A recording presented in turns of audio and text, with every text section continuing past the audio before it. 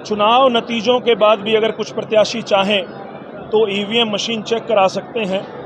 तो election commission की जो गाइडलाइन है उसके मुताबिक हमने 2 करनाल विधानसभा में और 2 पानीपत विधानसभा में हमने 4 मशीनों की चेकिंग के लिए हमने रिक्वेस्ट डाली थी और इलेक्शन कमीशन ने हमारी रिक्वेस्ट को एक्सेप्ट करते हुए उन मशीनों को चेक करने के आदेश दिए हैं। लेकिन मैं आपके माध्यम से इलेक्शन कमीशन तक एक बात और कहना चाहेंगे, क्योंकि जो गाइडलाइन थी उसके मुताबिक ये मशीनें इलेक्शन पिटीशन 45 दिन तक वैलिड होती है, उसके बाद ये मशीनें चेक होगी। लेकिन अगर उन मशीनों में कोई धांधलेबाजी मिलती है तो प्रत्याशी के पास कोर्ट में जाने के रास्ते बंद हो जाते हैं।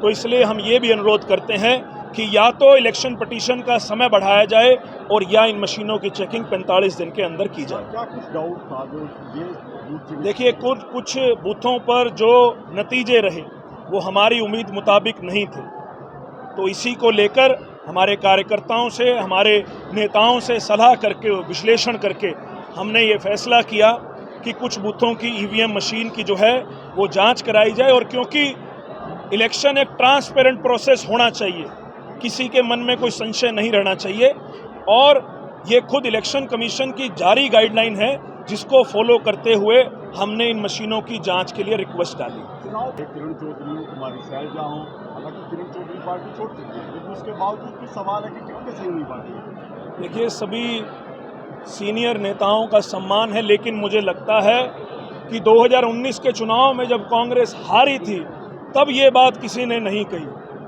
आज कांग्रेस पार्टी का इतना ज़बरदस्त जो है माहौल बन रहा है।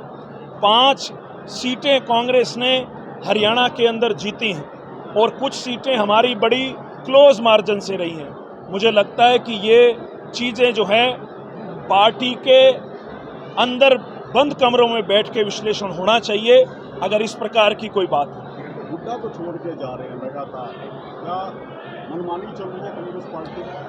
देखिए, अगर आप किरण चौधरी के परिप्रेक्ष्य में ये बात कह रहे हैं तो मैं बता दूं कि किरण चौधरी जी जब पार्टी छोड़ के गई और दिल्ली में जब खट्टर साहब ने उन्हें पार्टी ज्वाइन कराई तो उन्होंने कहा कि किरण चौधरी जी का शरीर जरूर कांग्रेस में था लेकिन उनकी आत्मा हमेशा से बीजेपी में रही, और किरण चौधरी जी की वहां मौजूदगी इस बात का प्रतीक है कि कहीं ना कहीं उनके हाथ बीजेपी से पहले मिले हुए थे।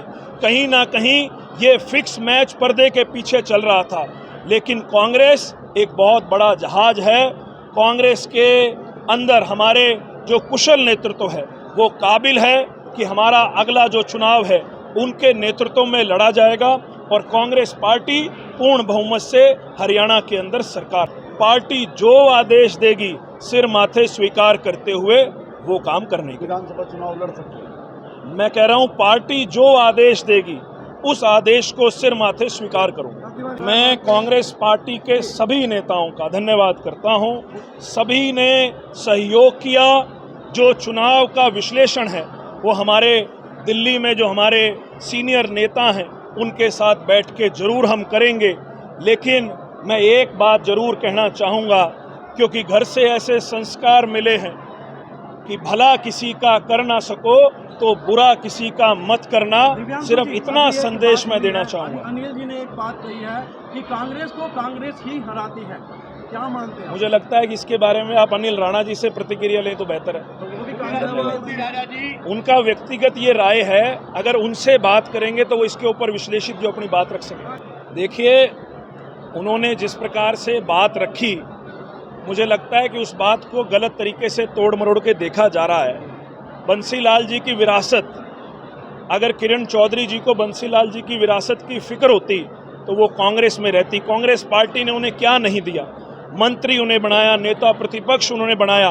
मुझे लगता है कि ये एक कांग्रेस के आम कार्यकर्ता की भावना थी कि एक नेत्री को कांग्रेस पार्टी ने इतना बड़ा कद दिया, बावजूद उसके जब वो भाजपा में चली गई तो वो उनके मन की बात थी। मुझे लगता है कि इसको औरत या मर्द जो एक उन्होंने बोला है उस तरीके से इसको ना देखा जाए। इतने नेताओं को क्या हो गया कि वो गोंडा विधानसभा ही नहीं निकाल पाए?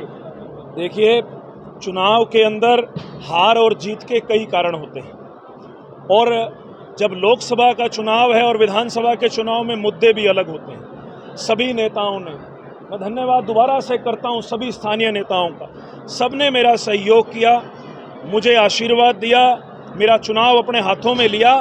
लेकिन जो चुनाव का विश्लेषण है वो जरूर हम कर भी रहे हैं, और जहां कमियां पेशियां रह गई अगले विधानसभा चुनाव में उन सभी को दूर करने का काम करेंगे। मार्जिन है जो 2.32 लाख का रहा है, आप फिर भी संतुष्ट है इससे कि हमारी हार हुई है, लेकिन मार्जिन कम है। जो मार्जिन कम होता है वो 4-5 हज़ार का मार्जिन कम माना जाता है, और खट्टर साहब को तभी पसीने आते हैं जब 4-5 हज़ार से कहीं ना कहीं जीत हार होती है। आखिरी का एक हफ्ता 18 तारीख से लेकर और 25 तारीख तक जिस प्रकार के हथकंडे सरकार के द्वारा अपनाए गए, आप गाँव में जाइए, आप कॉलोनियों में जाइए, आप बस्तियों में जाइए, और कई ऐसे प्रत्याशी चुनाव लड़ रहे थे जिनको सरकार ने मैनेज किया। जब नतीजे आए तो उनकी पेटियां खाली मिली, बड़े बड़े दावे करते थे जब चुनाव लड़ रहे थे, और जब चुनाव के नतीजे आए तो उनकी पेटियां खाली मिली। कहीं ना कहीं बहुत जो है डील भी इस चुनाव के अंदर आखिरी एक हफ्ते में सरकार ने करी। बीजेपी की तरफ से कई हथकंडे अपनाए गए, लेकिन फिर भी हमारे कार्यकर्ताओं ने, हमारे नेताओं ने जो इस चुनाव में जोर लगाया, लेकिन चुनाव में जो कमियां रहेगी उसका विश्लेषण करके उसको दुरुस्त करने का काम करेंगे। लोकसभा भी हार गए और उपचुनाव भी हार गए। त्रिलोचन सिंह आरोप लगा रहे हैं नेताओं पर, अपने ही नेताओं पर, कि पूरा घोंपा गया है। देखिए, वो आप उनसे प्रतिक्रिया लीजिए, लेकिन मैं फिर से करनाल लोकसभा के सभी कांग्रेस के नेताओं का मैं धन्यवाद करता हूँ।